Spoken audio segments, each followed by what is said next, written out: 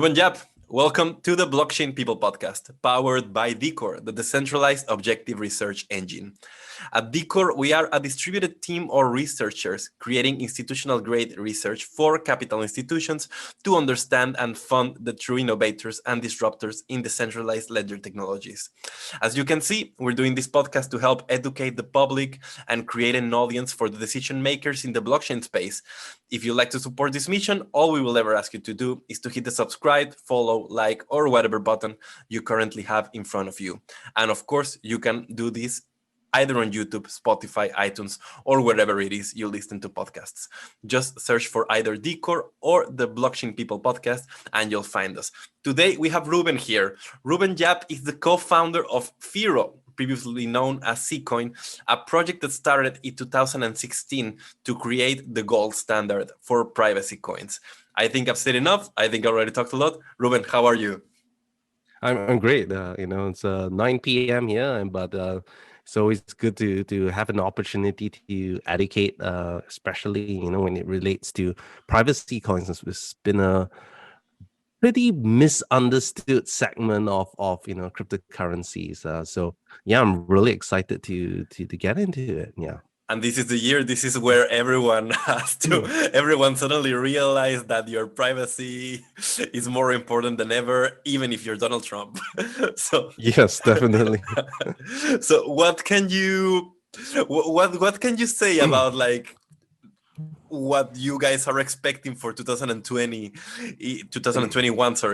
in regards to adoption of privacy coins?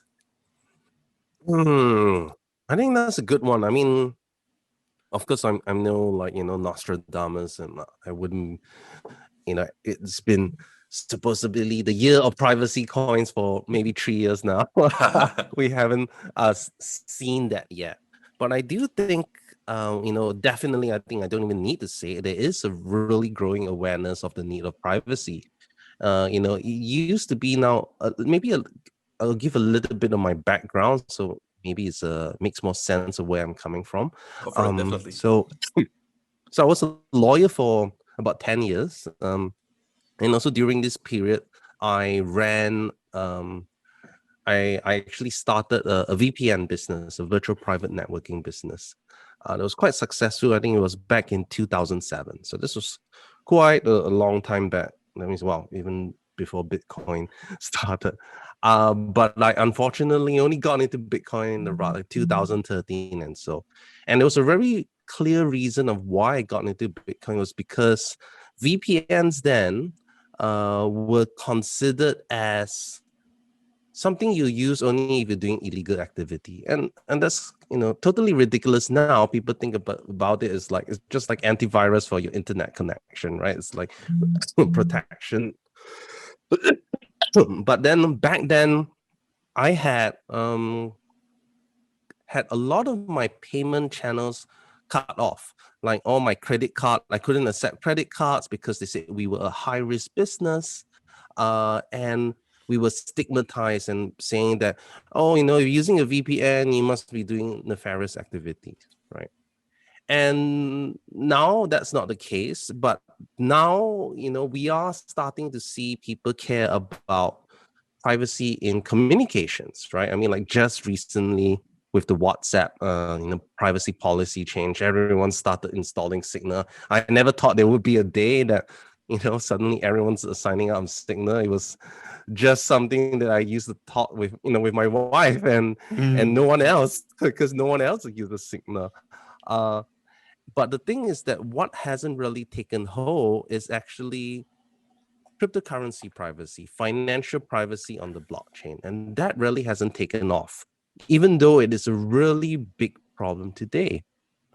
I think especially if you are in the Ethereum ecosystem, you will actually be very aware of the privacy risks, because most people only interact with one or two addresses on Ethereum, because Ethereum uses an account-based model. You generally have one or two addresses that you do all your stuff on, right? Right. You look up that address and you see everything that person has done, like, which DeFi food farm he's been in, which exchange he's been, where the money has gone, all the different tokens he's had, any ICOs he's participated. That's for everyone to see. And that tends to be tied to identity. Like, everyone's like, oh yeah, this address is tied to Alameda, that address is tied to Three Arrows, right? And really, do you think that these companies, if they had the choice, would they actually want that, knowledge public, right? They probably Right. wouldn't. But because of the nature of it, and because this is kind of like a wild west right now, right? And it hasn't really matured, so people don't really care. But if we see a world where, cryptocurrencies become mainstream, where, everyone's using cryptocurrency for payments, then that's the case. Why would anyone want to use a cryptocurrency where, let's say, if I pay for a cup of coffee, I'm exposing potentially how much I have, how much I get paid, where my money comes from, who I spend to? I mean, I just paid for a cup of coffee. Why do I need to give you that information, right? And you can believe, like, you can definitely be very confident that if cryptocurrencies payment pay off, every single company that's accepting cryptocurrencies will be performing some sort of analytics on you to get a customer profile of like this person paying, right? Obviously, you can't do that with cash. But credit cards, it's kind of like siloed off from the merchant itself. But with like public blockchain payments, is there for everyone to see, and people don't see the need for that. So I would say that privacy is going to be something that's really important in the next coming years. I wouldn't say like in 1 year or 2 year, but if we do believe that cryptocurrencies are going to be like very mainstream and stuff like that, beyond just a pure speculation, beyond the food farms, then I do think that this thing really has to be solved right now, and there are very, very few good solutions out there. So yeah. Very, very few good solutions out there. So apart from Firo, which ones would you say are good solutions out there? So I do think there are. I mean, like, I don't even need to. There are only maybe 4 or 5 blockchain privacy protocols out there. Okay, like the first one, okay, is Monero, the number one. I Right. love what they do. They're using Ring CT, and then you have Zcash, which is using the Zero Cash protocol. Then you have coin join variants, basically, which is what Dash uses, what Bitcoin uses. Pretty weak privacy there. And then you have Mimblewimble coins like Grin and Beam, which also has been shown if you just use Mimblewimble alone, it doesn't really provide very good privacy as well. So these, and then you have Firo with Lelantus, and that's basically almost the entire privacy landscape. Yes, maybe there's some small little ones out there, but these are the blockchain solutions out there, and none of them are perfect. We feel that, because I'm a bit biased. I do believe that our technology will be the most well-rounded one with the right amount of trade-offs. But the fact is, maybe we can go more into detail later. But the fact is that all of these technologies come at some sort of cost, come at some sort of different trade-offs. Some are less scalable, some are more scalable but less private. Some are scalable and private but take a lot of use very experimental math. So it's gets really complicated. Yeah. And Firo is a rebranding of what was previously known as Zcoin, as we say in the intro of this podcast. And you Correct. guys are introducing a new way to do these privacy coins. You're actually like thematically, we can say like you're burning. You're introducing a protocol that's based on burning coins. So, what can you say to the public about what the new protocol is, how it works in as basic terms as you can put it, and why did you feel necessary to do this rebranding from Zcoin to Firo? Well, I guess that's two separate questions, right? Like, why the rebranding and why are we approaching privacy in that regard? Perhaps I'll talk about why we approach privacy like this, right? Right. Now, just on a very like rough overview, the main privacy protocols out there, Mimblewimble, the Ring CT and CoinJoins, they are what we call decoy-based privacy solutions. So perhaps it may be a bit better to kind of understand what does blockchain privacy mean.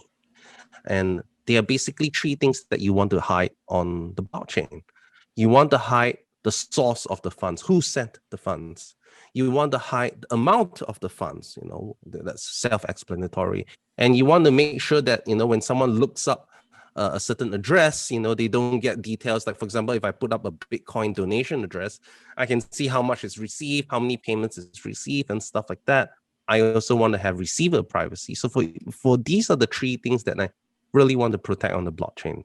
Perhaps the most important is the source of the funds, because how you can do blockchain analysis. Blockchain analysis is about finding the connections between addresses and how they pay each other. And from there, you can kind of get a look at, basically the financial history of this particular individual. So, right. So how do you hide this on the blockchain? Remember, on the blockchain, you have to be transparent because everyone has to verify that the transaction is indeed valid and did happen. But yet, with privacy, you kind of have to hide certain things about it and yet be still verifiable. It's a tough solution. It's a tough challenge because you need to be both transparent and both private at the same time, right? Right. It's like an oxymoron of sorts. Yes, correct. So you need to be verifiable and private. So the way these decoy systems work is by introducing plausible deniability. And how that works is like, for example, with CoinJoin, I don't know if anyone plays Mahjong. It's like, you take a row of like a Mahjong tiles. Everyone throws their money in and then mixes it all together and then takes random coins out of the mix. And basically it becomes kind of obscures whose coins you took. It becomes very difficult to track that.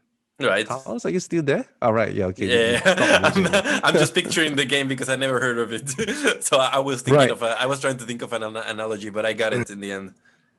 Yeah. So it's about hiding in the crowd. And similarly with like Ring CT used in Monero, it's about, dragging 10 other different decoys and like saying, oh yeah, okay, so this transaction could have come from any of these 11 people. It could have, I know it's one of them, but I'm hiding in this crowd of 11 people or so that I'm introducing plausible deniability. Right. Similarly with Green, I'm finding everyone who wants to make a transaction together and we all combine and make it.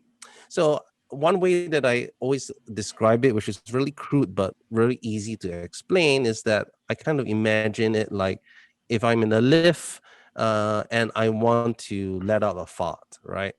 And so if I'm the only person in the lift and I'm the one farting, then obviously it's me. And that's kind of how Bitcoin works. The way like Ring CT works is like I drag 10 other people into the lift and then I let out my fart. So everyone's like, I know someone in this lift has farted, but it could be any of this 11 people. Right. That's a great way to put it. Like, yeah. I don't think we've had this type of analogies in the podcast before. That's great. And for Mimblewimble, like Grin and Beam, it's about dragging everyone who wants to fart at the same time, and everyone farts at the same time, and the farts commingle, and everyone's like, okay, I see all these farts, but I'm really not sure whose fart belongs to who. Right. That's kind of how this technology works, right? And while our technology is kind of like we go into the lift, we let out a fart, but we make it disappear. And at any time in the future, I can then choose to make this fart appear again. So it can be maybe 10 minutes from now, or 2 years from now, or even 5 years from now, I can decide, all right, make this fart appear, right? And what that means is that my plausible deniability is not just with the people in the lift at the same time with me, right? With all the other stuff, you can see I'm dragging 10 people in, I'm dragging how many people in. Here, my plausible deniability is with everyone that has gone into the lift, right? So Right. that's pretty powerful. And our version 2 of Lelantus actually allows you to even pass the right to redeem the fart to someone else. And that person may have never even entered the lift, but he can suddenly decide, I want that fart to appear. So that plausible deniability becomes so much greater than just being restricted to a handful of people. And that's kind of why we feel that, our privacy is a much more superior model that is going to stand the test of time. Because remember, everything on the blockchain is permanent, right? You can't like erase it. And technology and machine learning and all this sort of stuff is just going to get better and better and better at processing and trying to weed out and reduce the decoys. With these type of systems, it becomes almost impossible to try and track, unless they use other methods to do so. And I guess that's in a nutshell how our privacy protocol. This is why we approach it in that way. And the Now, I guess so go ahead.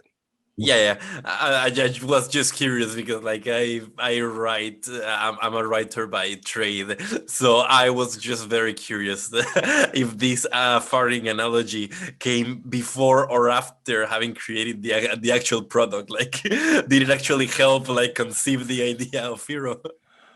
Well, I don't know. I mean, like, there's this people call coins shit coins, and now maybe I'm like, well, maybe we're not so shit, we're just farty. But no, I mean, this analogy was actually, I was the one who came out of it when I was trying to find a way to explain like all these different privacy features. But I don't think we designed our our privacy protocol around farting. It was just like an easy way to try and explain it to people who may not be so technically minded, because the literature before this was like very technical. I think there's no way you can get less technical than this. So yeah, you were gonna go ahead about the rebranding. Yes, right. So I mean, Zcoin was called Zcoin because we launched with this protocol called the Zero Coin protocol. And Zero Coin, the guys that wrote the Zero Coin paper then wrote the Zero Cash paper, which was almost a completely different protocol to Zero Coin. There was some like shared teams, but the cryptography is different, the construction is different. It's almost like a completely different new system. But then it had the name called Zero Cash. So we were using Zero Coin, we called Zcoin, and then you have Zero Cash, and then you have Zcash, right? So there's often still that confusion that because it didn't help. There were many Zcash forks, right, like Z Classic and all this other Bitcoin private and all this sort of stuff. The Z was very very, I kind of like branded towards the Zcash thing, and even to today, people still think that we are a fork of Zcash. But now that we've changed to Firo, no one says that anymore, right? But that's actually, I guess, more of like, it was one of the things that kind of pushed it over the line. But more importantly, we had to think about what are we trying to build, and does our name suit our vision, right? Right. And as lofty as it may seem, we want to be an alternate form of money, of a decentralized financial system that exists above the existing fiat systems that we have. And if we want to be considered like real money, we have to sound like real money, right? I mean, like, honestly, if you say, yeah, doggy coin, I love doggy coin, but like, Go on, it's Dogecoin. hard to imagine it as a serious currency, right? Right. And something coin, this coin, A coin, Bitcoin, C coin, D coin, um, even Bitcoin as itself isn't that great of a name, but just because it's grown so big. But even today, people still kind of think a bit like kind of like a funny, like a magic internet money, right? We Right. want to be treated. Yeah, Yeah. if you talk about Bitcoin, you're right. The name doesn't help that much. Like the brand is too strong now, and there's no way no one's gonna change the name. But I remember reading about Bitcoin first. Uh, I remember first reading about Bitcoin in 2010 and thinking, "Wow, this Right. is really dumb." Yes, And well, exactly. I mean, everyone was like, "Oh, what's this Bitcoin?" It sounds like some funny thing, right? And because it sounds like toy money, right? yeah, And exactly. so, well, you take a look at what are traditional currencies called. It's like, the dollar, the euro, the pound, the peso, right? They're all very easy to say. They're very short, two syllables, one or two syllables or so. And we thought Firo really, was easy to say. Everyone can say it, and sounded like money. And I guess the other idea was that Firo, it's like, we also chose the red color and stuff like that. It's like the burning, right? And Right. it ties into our burning privacy mechanism. So I guess it's these three things, it's like we want to sound like money. We want to tie into our privacy mechanism. And at the same time, we don't want to be confused anymore because first impressions really matter. So I guess these are the three things that we felt was the sort of impetus to rebrand. And given that Atlantis is such a major leap in our privacy technology, it just felt like this was the right time to rebrand. Yeah. I'm gonna go on and also this is a tangent here, but is there any chance that while looking at this, you learned why the dollar is called the dollar? I know why the peso is Oh called the no. peso, and I guess I know why um, the euro is called the euro, but I don't know about the dollar. that's a good question. I haven't actually found that. I mean, because I also worked with a designer called Diego. He probably knows the reasoning behind it, but I didn't really like dig into the etymology of the origins of the word dollar or pound. But I'll probably have to look it up after this. Yeah. Okay, because a quick googling of this it reveals that it's an old word that used to be used to describe coins. So yeah, I got nowhere with this, Oh. but well, I tried. I Who know knows? I know peso in Spanish it means weight. So Hmm. when they would trade it a certain weight of a certain metal, that's why it would eventually be called a peso. It was just like here's one weight, here's two weights. Right. So okay, so out of this little tangent, I have one question that you're probably already bored and sick of, and this is privacy coins. How do we avoid them being used for evil purposes? Okay, right. You can hear the sigh. Yeah, I mean, yeah, we have to cover it. No. Obviously, I think it's definitely a valid question because, um, privacy. I mean, on the very big scale of things, privacy always has been painted, especially by governments and people seeking to control you. Privacy has been painted as something bad because if you have, nothing to hide, you have nothing to fear if you have nothing to hide, right? And therefore, I should let everyone, the government, know everything that what I'm doing because if I'm a good, outstanding citizen, I don't have to worry about this type of things. Let Facebook into your And WhatsApp. right, but actually, the person that said that this was Goebbels. He was the one of the Nazi propaganda chiefs, Oof. and that really enforces as to who determines what is right or wrong, right? And like in Nazi Germany, the concepts of right and wrong were very different, right? You could be just the wrong race, and or you just could have a different ideology, right? And the fact that if you have no privacy is almost akin to, let's say, that everything that I think in my mind is there for everyone else to see. So people say that they don't care about privacy, but can you imagine like every single thought of ours being open for everyone to see? Then people say, oh, yeah, definitely, I need some privacy there, right? And so that's on a very high level. But okay, sure. if you say, usage of privacy cryptocurrencies for nefarious purposes. Now, if you take a look, actually, the easiest way to do it is still with regular fiat dollars, right? I mean, there's no difference. The most of the crimes, like, if you say, what's the use of privacy cryptocurrencies in global crime? I think it's not even a single one, not even 1% of that. Most of the crimes are being done on dollars, on the pounds or euros or whatever. They're on traditional fiat currencies that pass through banks. Some of these are really big, like HSBC knew that Sinaloa drug cartel was using them for a very long time and did nothing. And all of these banks, Citibank, all the big banks, if you just do a quick Google, you will find that trillions of dollars has been laundered through them.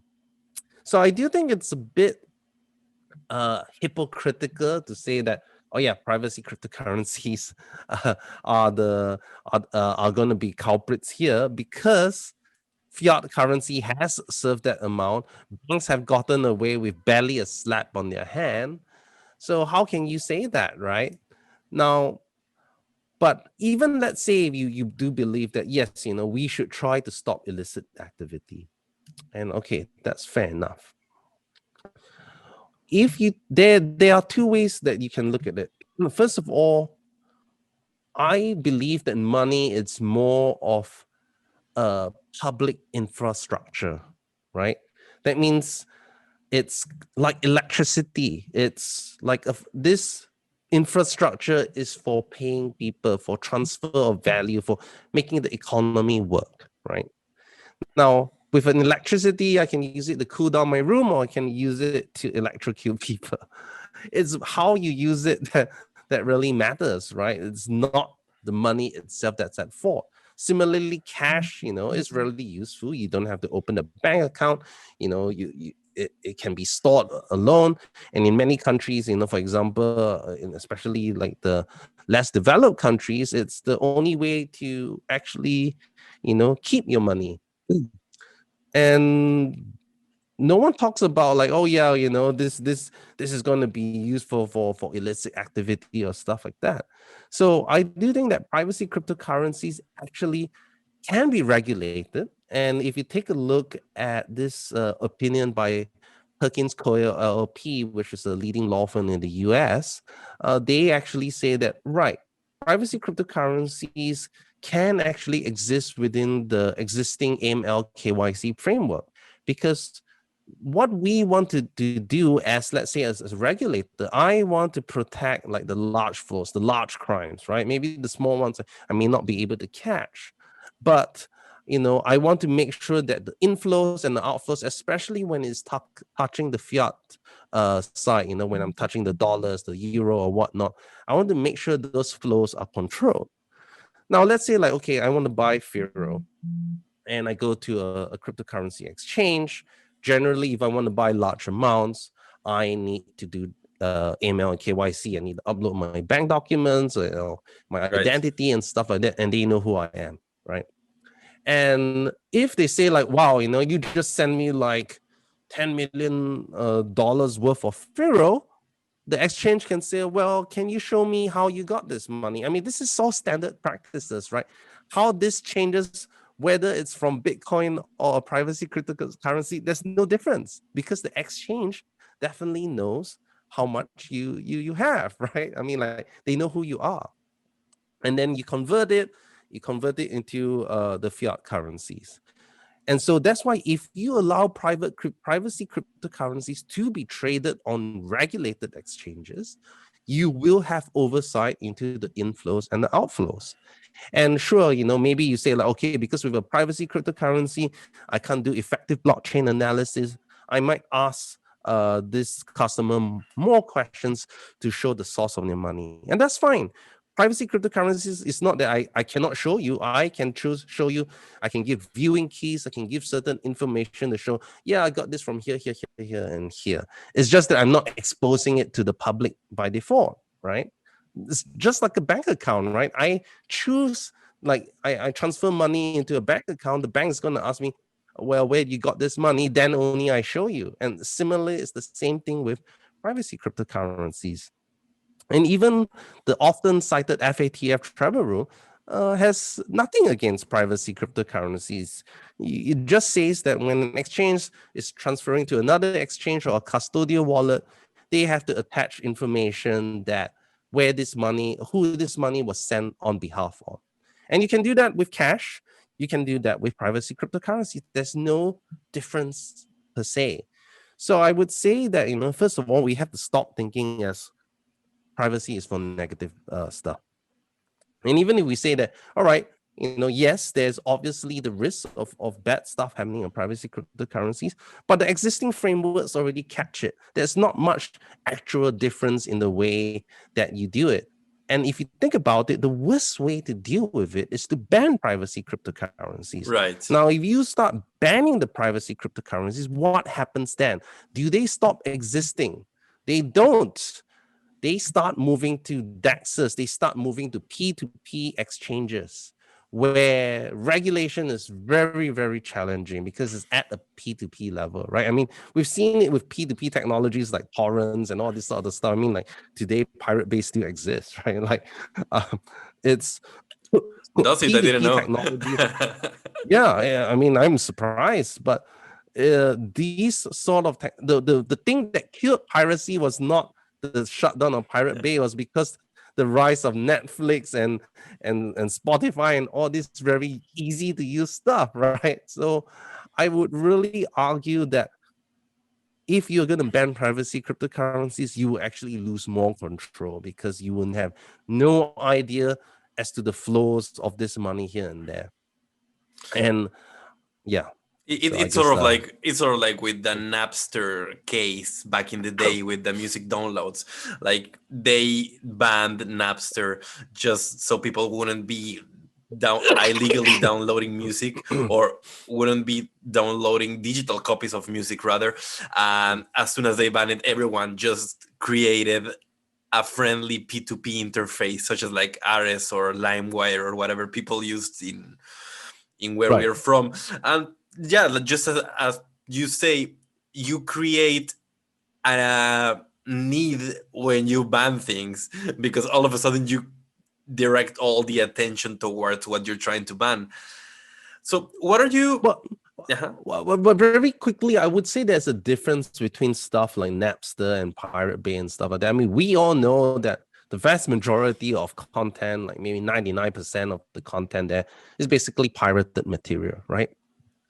But if you take a look at actual studies that look at as to the actual use of privacy cryptocurrencies, or why people use CoinJoin on Bitcoin, very, very few of them are actually connected to illicit and activities. They are just people who may not want their information for everyone to see. And I think that's a legitimate expectation if I want to hold money on cryptocurrency. So it's quite different. I mean, like, even if you agree with the Napster and stuff like that, it's like, I wouldn't say it's not in like 90%, it's maybe like less than 10% or even 5% or so. I forget the exact numbers, but there has been many reports. I believe the RAND report, RAND, actually went into the deep dive into, well, okay, how much of privacy cryptocurrencies are used in illicit activity, and that amounts are very, very small. And for example, would you say that most people that are using privacy coins then are just trying to are just sort of doing it to stick with a particular ideology? Sort of like, let's say when, and this is a very rough example, of course, don't take it too literally, but sort of like when people decide to buy, I don't know, locally produced food rather than industrial products. So they're just doing it for an ideological case. No, I think that's a real use case because, all right, like, do I want everyone? I mean, okay, this is just a hypothetical. Let's say I have 2,000 Bitcoins. Yeah. Do I really want the world to know that? Do I want the world to know when I spend from this money? Like if Satoshi was alive now, how is he going to move his coins without people knowing. Is that a good thing? Is that actually like the creator of Satoshi would be placed at risk if he tried to move his coins right Right. now, right? And I don't want to let people know how much I have, or even tell people like, oh, okay, am I buying Bitcoin now, or am I selling Bitcoin now? People can see all of this on exchanges, and I mean, there's a whole science surrounding of like blockchain analysis and on-chain analysis to look at predict price movements. I think like Whitley Wu and all these people are like really leaders in that. But at the same time, it's like, yeah, okay, it's all fun and games, but is that really how real businesses work? Do I really want all this information online? This is a real problem for me as a as the project that has a development fund. Do I want my competitors to know how much I'm paying my programmers? Right. Right? Yeah, how much I'm paying this and that and whatnot. Yes, we can give aggregate figures, but I'm really opening myself to outside information being leaked out. So I think that's really undesirable if we do want to use cryptocurrencies for real purposes. Yeah. Particularly in a business such as cryptocurrency, where a lot of programmers and a lot of developers choose to stay anonymous. I know you have a couple of anonymous developers on your team, and Yes. and then there are like white hat hackers and etc. and people that actually benefit in their in their professional activities from being anonymous. So that's a great use case. Just that I'm curious, if you were Satoshi, I'm not saying that you are, I'm not implying that you are right now, but if Yeah, you of were course not. Satoshi,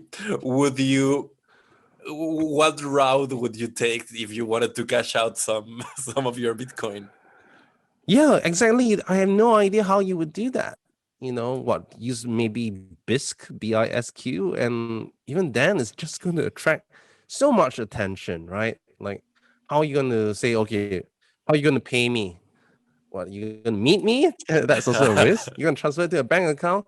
That's also a risk, right? Like, more likely, I would say, okay, transfer it to me in the privacy cryptocurrency, and then I can go and cash it out. That actually makes the most sense, right? But yeah, I think that problem, if Satoshi wanted to cash his coin, is a very good question. If people are actually asking, but well, why should I have privacy on cryptocurrencies? Yeah.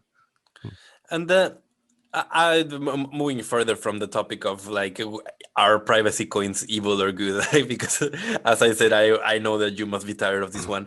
Here's a fun one. I noticed when I was doing some research for this podcast episode that you guys ran one of the first, or maybe the very first, experiment with elections on the blockchain in Thailand back in the Right. day. So what can you tell us about this, and how do you see blockchain being implemented for democratic elections now that we have a little back and forth about democratic elections going on in the world? Right. Well, I mean, like, I would really caution to say that, I mean, like, I know even Andrew Yang was talking about, using blockchain for elections, but e-voting is a very complex topic, and the most difficult problems, especially when it's relating to identity, preventing vote buying and all this other stuff. Blockchains don't really solve that.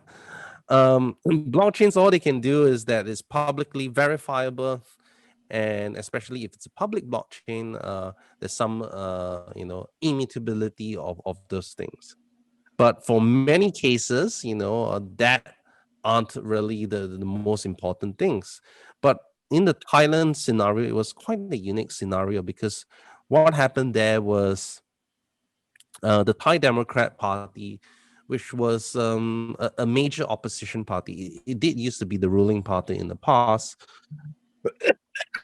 the Previously, the way they selected their leader was that it was basically just a bunch of the big wigs at the top saying, okay, I think you should be the next president of the party. And what happened there was, this particular president he had been the leader of the party for quite a long time, and he was actually a former prime minister of Thailand. So it's not as if he, hasn't been in power before. And what happened was there was a lot of sort of drama because they were saying like, I'm sorry, what is the oh, name? What is the name of this man? Abhiset, I said, thank you. and Abhisit, yeah, sorry, and people saw him as like a Western educated upper class type of person that cannot connect with the people, Right. right? And people are saying, well, does he actually have the chops to lead the Democrat Party again? And so he wanted to kind of renew his mandate and say that, look, I want, instead of just a bunch of bigwigs voting me, I want to make sure that at the grassroots level, I'm going to get like the support from the Democrat Party members. And he said that, well, why don't we give it a shot that instead of just the bigwigs electing me, we actually, open the vote to every single Democrat Party member, which number in the millions, well, at least on paper, right? Many of them may not be active. So what happened then was they decided to go through e-voting because just the sheer number and the cost involved in holding just a like an internal political party election. But halfway through, some of the other candidates actually expressed their concern to say that, how am I going to know that these e-voting results aren't going to be tampered with? Because the votes are stored on the server. You can modify, you can take away votes. How can I be sure that you are not tampering with the votes, right?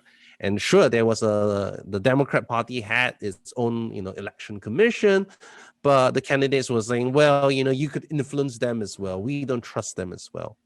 So someone, well, rather like Poramin, who was our founder, actually said that, well, why don't you consider using a public blockchain like Zcoin as it then was?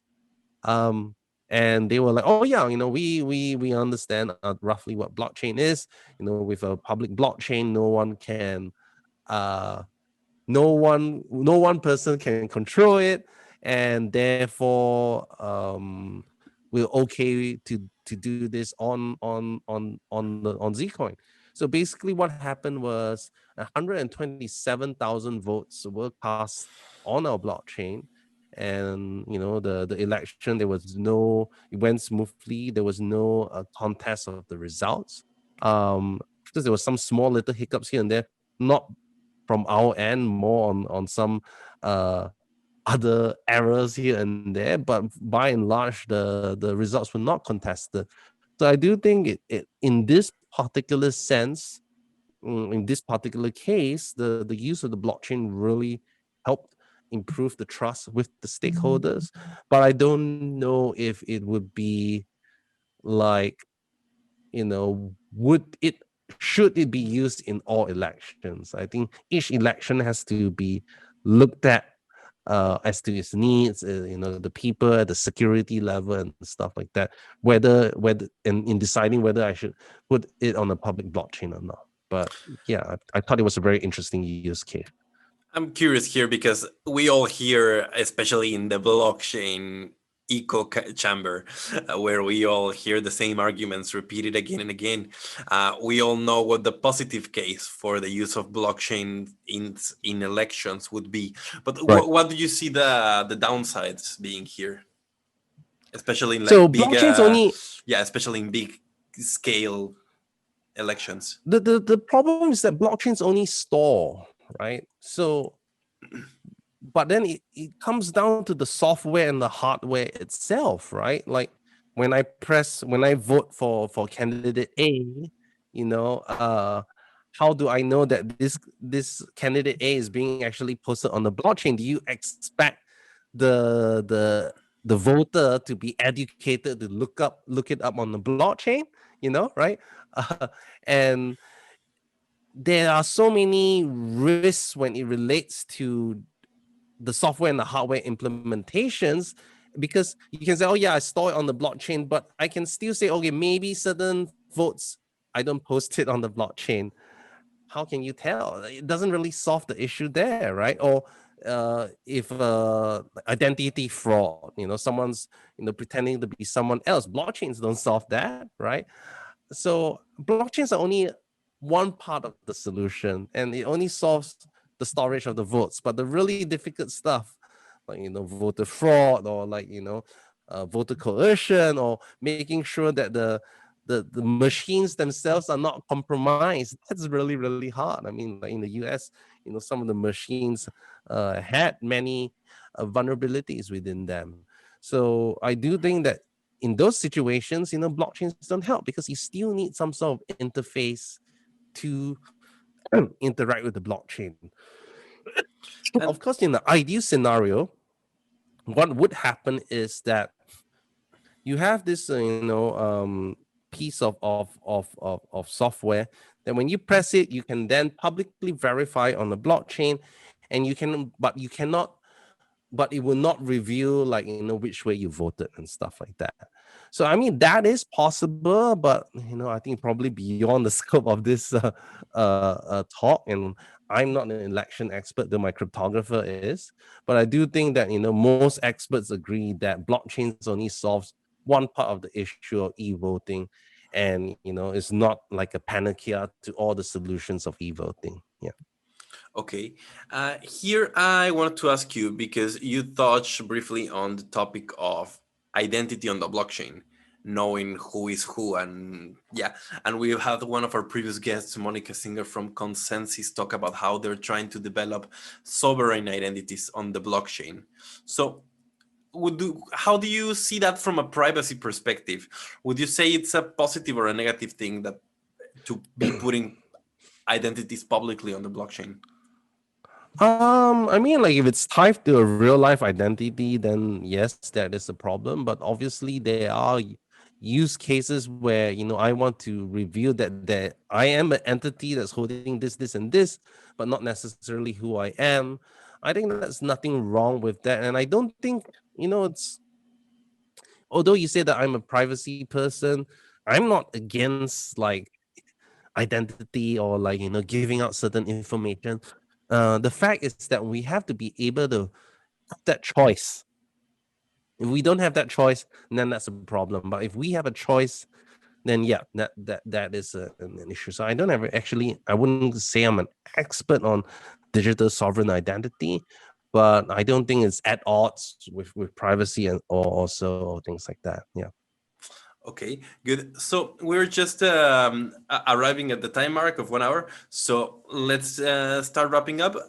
Before we finish this podcast, I would like to talk about two more things. And one of them is the launch of your mainnet, which you just very recently announced. And well, congrats on that. So Yes. Yeah.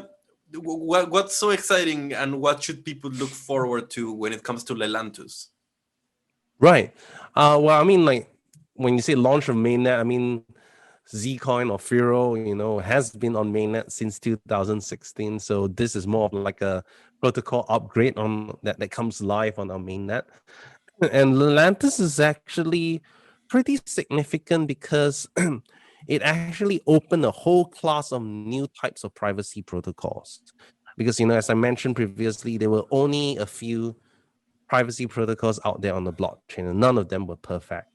And what Lelantus actually achieves is very, very high anonymity sets. So you're talking about, anonymity sets. That means like the plausible deniability, instead of like in Monero, which is like 10 or 11 or something like that.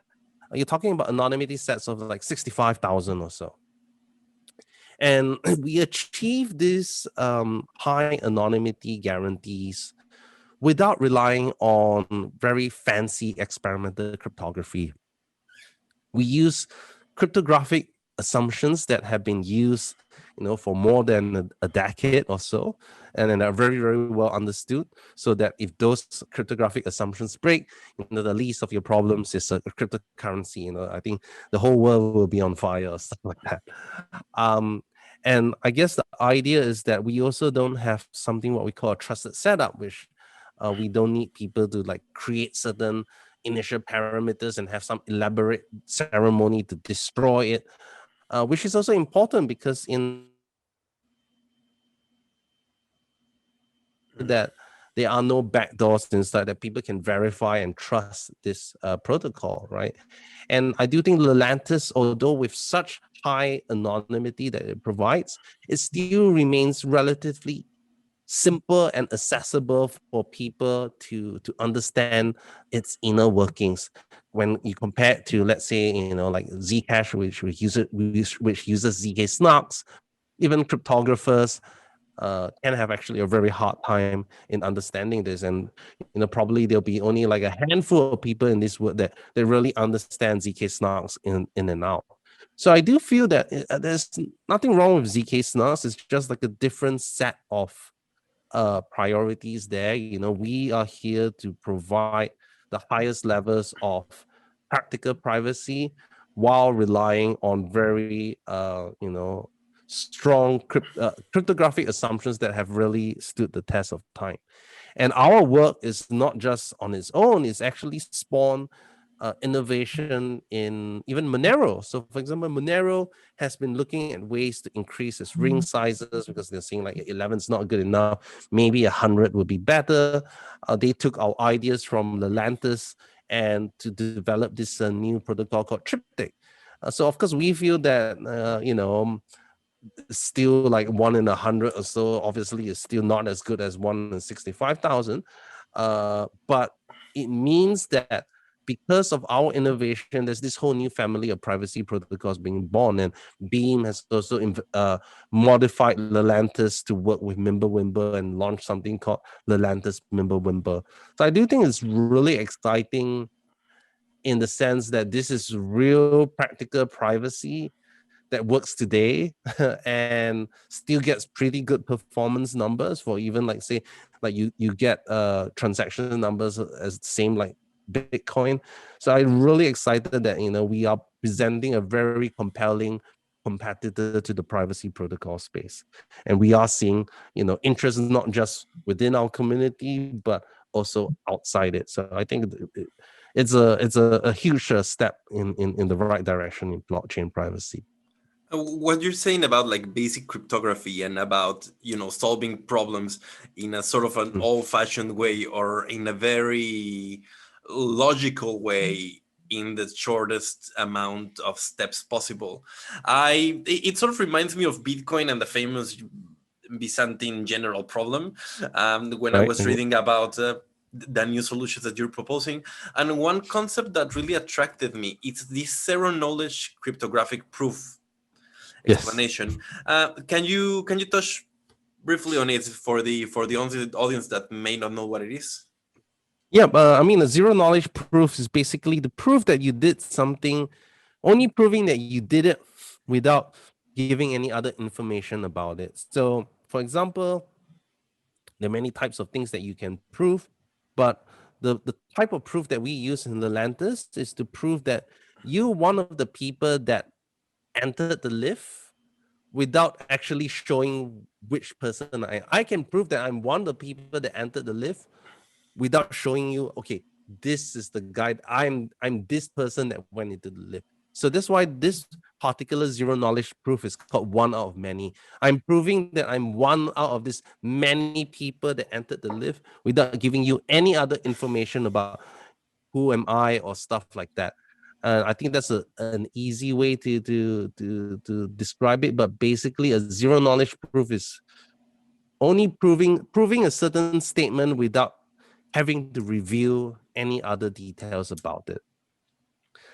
So I can prove that I have a value between 0 to 100 without actually showing you the value. Like I can say my bank account balance has maybe $300,000 in it without actually showing you the individual transactions. They make it up, but you know that I could not cheat and that I really do have $300,000 in my bank account. So I think those are some real world examples of how zero knowledge proofs work. Yeah.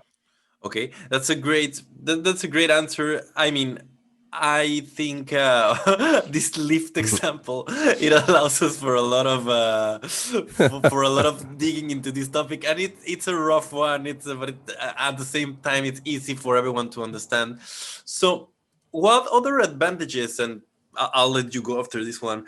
What other advantages do you see of using this kind of cryptography that allows someone to go into the lift, do whatever they want to do in there, and be able to then show that they did or what they didn't do in case they needed it? And how does it relate to the actual burning? How does this relate to the actual one? Sorry.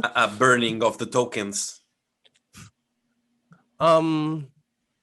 Well, I mean, as I mentioned, like, obviously, when you are doing this sort of zero knowledge proof, like, I'm not just proving that I'm in a group of 10 or 11 people. I don't even have to be there, right? Right. It's just allowing much larger anonymity sets, and zero knowledge proofs not only hide who entered the lift, but in a transaction they can hide the amount. So I can prove that I transacted like a certain amount. I'm not creating coins out of thin air, but I hide the amount, and that's also achieved using certain specific type of zero knowledge proofs.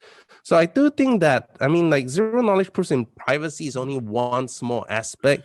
You can use zero knowledge proofs in many other ways. Like, for example, I can prove that the entire blockchain is, I can validate entire transactions on the blockchain. Instead of having the entire blockchain, I only have maybe a 25 kilobyte file on my computer that I can prove that this transaction was within the blockchain or something like that. So I think it's pretty hard to explain in a very simple manner, but it's all about proving things without having to show everything. I guess that's it in a nutshell. But I would say that the decoy systems are okay for today, like the decoy privacy systems. But for example, when you start making repeated transactions to the same person, these decoy models can fall apart quite quickly. Because, like, let's say if I'm only hiding in a group of 10, and, like, again, like, for example, in Monero, like, I send one, I send, like, I can see the movement of the coins, and I spread to like 10 other people, 10 other people, 10 other people. So there is this flow that I can kind of see. It's just that there are many different branches that it could have taken. Now, for example, if I am an exchange, or let's say I'm a merchant, and I see and I know who you are, you make this payment to me, let's say once, twice. Oh, when I get it once, I may not get much information. I just know, okay, yeah, there's this like millions of possible sources that could have actually come from this money from. So yeah, okay, your privacy is preserved there. But once I start making repeated payments, the chances of all of this coming from the same source are very, very low. So let's say, like, if I had, like, I got it from Binance or some other exchange, and then I paid to this merchant, and he notices that from this 5 payments that you made, there is a common source. So you just basically just stripped away all the decoys, because now I can say that what are the chances of 5 of these payments coming from a different person, given they all have a common source. And I feel that in that case, decoy kind of models really, really breaks down. And that's why it's better to use, this entering the lift and like disappearing. So that means your plausible deniability is much higher, and is not even restricted to the people in the lift with you. So yeah, that's the best way I can explain it. So tying back to the lift example, decoy would be? Decoy would be dragging other people into the lift with you, right? Like, okay, Right. a very easy example. If I keep on dragging people into the lift over and over, right? I'm still the one staying there, or Yeah. maybe my fart has a particular stench. I will get found out. Like, if I'm in the lift and I keep on bringing 10 people, new people in, 10 people, new people in, people after a certain amount of time, they're like, hang on, this guy is always in the lift, um, and that's kind of how that privacy breaks down, right? So I think that's an easy way to, not exactly 100% accurate to describe it, but it kind of illustrates the problems there. Right. Or then the lift continues having a particular Mexican smell, and then it's pretty clear that's me, right? Okay, Yeah, well, right. so Ruben, it's been great to have you here. For those of you that are listening on the audio platforms, you might have not noticed, but Ruben has a pretty tough cough right going on right now. So thank you twice as much for doing this, even though you had this problem. And you've been really skillful muting and unmuting yourself between pauses. I'm really impressed with those skills as well. Uh, is there anything else that you'd like to leave our audience with? Anything you'd like them to do or to start looking into if they have the chance? Well, I mean, like, drop by our website at firo.org, firo.org. Follow our Twitter, and we're really active on Telegram. We have news. Because with the Binance is rebranding from our old ticker, which was XZC, to Firo. There will be some events surrounding that. Just make sure that you stay tuned on that. But on a technical standpoint, we do have really exciting developments, not just on privacy but on usability and all this usability sort of stuff. And we're really excited to roll this all out in 2021. And I really hope that people see what we're building and see the value in what we're building, because there is a need, especially with the rise of CBDCs, right, which are central bank digital currencies, where many of these CBDCs do not have privacy design in mind. Some of them talk about it, but they're like, it's okay as long as it's only the government that knows. I personally, I think that's a problem, because it means that you can be cut off from the financial system at the press of a button if you say the wrong thing.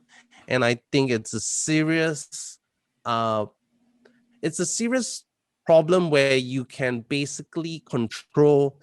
It's a system of control, because if you don't do what I say, I can cut you off from the financial system. Or if you're opposition, I can cut you off. I think people tend to underestimate the problems that this face. And I believe that if you take a look at Germany, despite being such an advanced country, really defends its right to cash. And this is one of the reasons, right? Because they believe it's an important check and balance between the power of the state and the individual. And I do hope that people realize that going cashless is really can be quite dangerous. It descends into almost like a big brother type of dystopia. And CBDCs are one thing, and then they have the data. They know who we are. They track our data on our phones. It just really completes the whole picture. And I hope people are aware how important it is for independent private cryptocurrencies to exist. Yeah. There is that. There's always that thing, right? Because with privacy projects, you always fear, or there is always the possibility of negative regulation hitting you hard, right? So how do you prepare for that? I mean, the first thing is that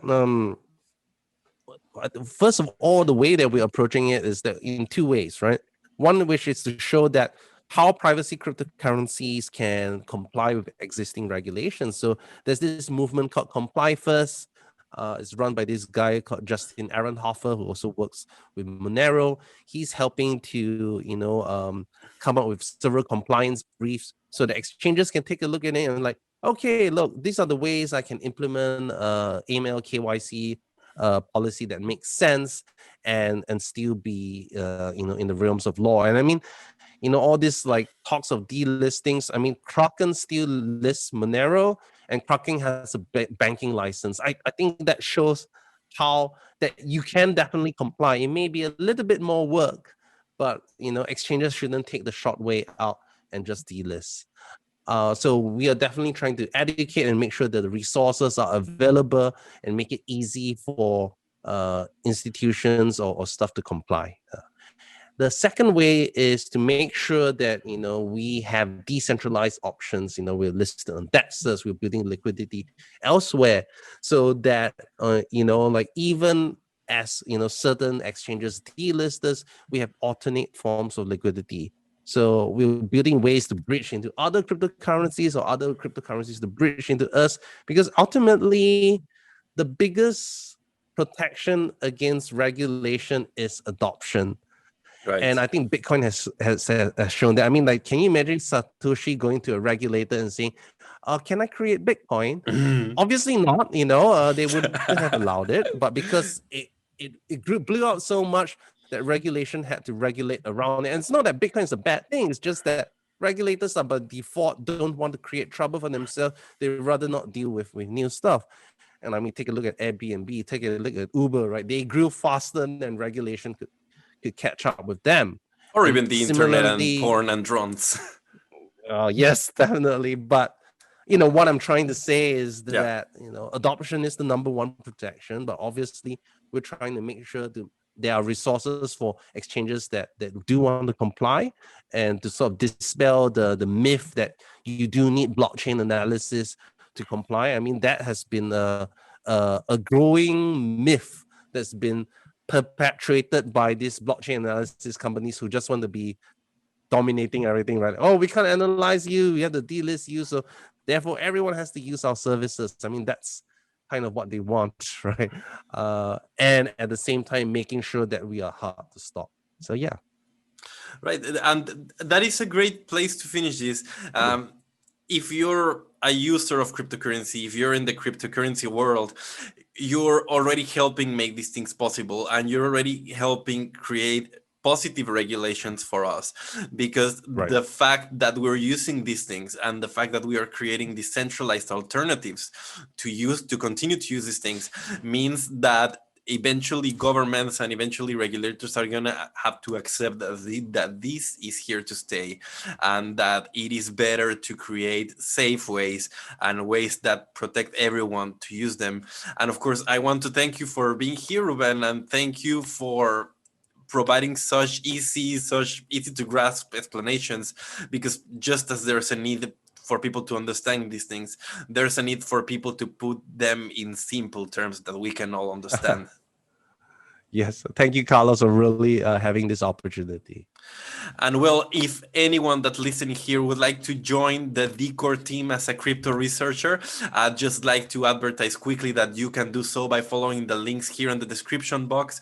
You can start creating a flow of cash into decentralized alternatives, into crypto projects, into blockchain projects by being a Decor researcher. So just follow up, and thank you very much again, Reuben. Take care. Have a great day. Bye bye, everyone.